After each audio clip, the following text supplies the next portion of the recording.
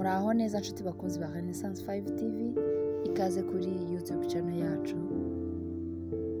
Mukomeze kuryoherwa n'inkuru nziza, mwibuke gukora subscribe, musharinge, mushyiraho na comments zanyu. Nukuri dukeneye ibitekerezo byanyu. Duherukana muri episode ya 4 aho hari uwari ukubise urushyi. Ushobora kwibaza ngo ninde? Reka dukomeze ni episode ya 5. Mama Andrew yashigukiye hejuru atabaza cyane ati mutabare mwoka byara witumereye nabi. Muri ako kanya Papa Fisto yarahahingutse. Yemwe aha habaye iki? Ko ninjiye nsanganizwa n'induru, muri amahoro? Amahoro? Yewe amahoro yo ntayo pe. Nako ntayo pe. Umugore uraha ariko washaka nabi pe. Mwana wa mama waruha pe. Waruha pe. Papa Fisto yakomeje kubaza ikibaye cyateje impagarara, gusa habura umusubiza. Mama Andrew akomeza kuvuga ari nako yikubita hirya no hino ubona yuzuye agahinda. Muzehe si ukukwihorera ahubwo nuko twabuze aho tubihera. Icara dore agatebe. Papa Fisto yaricaye maze mugabo amubwira byose uko byagenze, yemwe amubwira ibitagenda neza byose mu rugo rwe. Arangije kumubwira byose ati nshobora kuba nitatse nk'akabya, reka na mama w'abana banjye nawe avuge ikiri ku mutima maze mutugira inama y'uko twakubaka urugo rwacu rugakomera. Bahaye umwanya umugore, yabarebanye agasuzuguro maje mu ijwi ryuzuye ubwirasi no kwishongora bitagira uko bisa. Ati sinavugana n'abanyamwanda nkamwe. Utu duturume twavuye he? Mubo mvugana nabo njye sinabikora. Muhanurire za mahungu yanyu nababwira iki?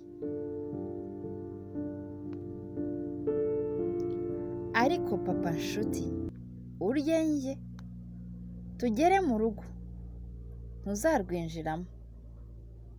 Mbese wanzanye hano uzanywe no kuvuga iby'urugo rwawe?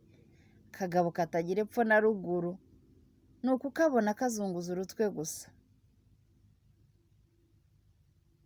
Sigaho wa mugore we, nta no kwiha akabanga kuri kwa sobukwe pe. Ni ukwifata uko ubonye. Uburere wabukuye niko wakuriye. Ubwishongozi nk'ubu butagira ubumuntu wabuvanye. Gusa wakubona wisize yagira ngo uri umuntu muzima. Muze ntuntuke ndakwiyamye. Ubugabo bw'amafuti gusa. Ntunkange kuko uri iwawe, ntunkange. Umugore yarabasiribanze karahava buri wese abura icyo avuga. Baramwaragurika, umugore ati sindaharaha bwa kabiri, ushobora guhaguruka tugataha. Uko kareba akagabo katagira epfo na ruguru. Nshakira abana bazi dutahe, wowe nushaka uhamaha. Ndabona uhuje ubwenge nabi wanyu. Mugabo yahagurutse yumiwe ntacyo kuvuga, afite agahinda ariko kamwuzuye. Ajya kureba abana, yageze hanze yitegereza uko abana bishimye barimo bakina n'abandi. Nuko mugabo yitegereza abana ko bari bishimye, arabegera ati mumeze neza abana banjye? Bose bati yego tumeze neza.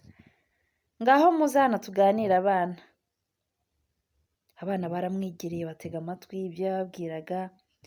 Andrew mu ijwi ryuzuye ikiniga ati muhumure bavandimwe banjye, buri kintu kigira iherezo kandi iyo kirangiye haza ihumure n'ibyishimo. Nimwumve papa wanyu maze mutahe, ndabizi nimukura muzajya muzi uko mubishatse nuko mubyifuza. Gusa mugende mureba inzira kugaruka bitazabagora. Njye n'abavandimwe twabishimiye kurenza uko mubyumva. Turabakunda kandi niko bizahora. Mugende amahoro bavandimwe. Andrew yarangiye kuvuga atyo bose bararira, basezeranaho mu gahinda, bafata inzira baragenda. Mutaripfa na Andrew mu ijwi rivugira hejuru ati ababi ntibabaho ibihe byose, muhumure ibihe bizaduha igisubizo bidatinze.